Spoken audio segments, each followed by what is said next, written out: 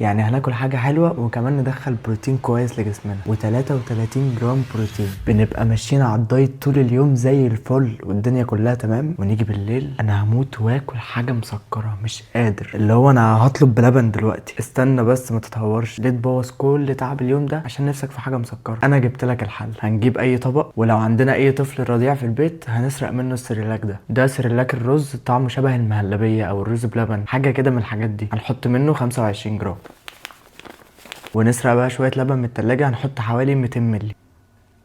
وتالت خطوه بقى سكوب واي بروتين بطعم الشوكولاته. عامه بقى ده من انضف واحلى البروتين اللي ممكن تاخدوه في حياتكم، بجد حاجه محترمه يعني. افتح يا باشا، نجيب سكوب بالراحه بس عشان ما تغرقش الدنيا، وخلي بالك يا بلبن عشان انا هقطع عليك. وقلب يا باشا كويس بقى. الطبق ده فيه حوالي 350 كالوري و33 جرام بروتين، يعني هناكل حاجه حلوه وكمان ندخل بروتين كويس لجسمنا.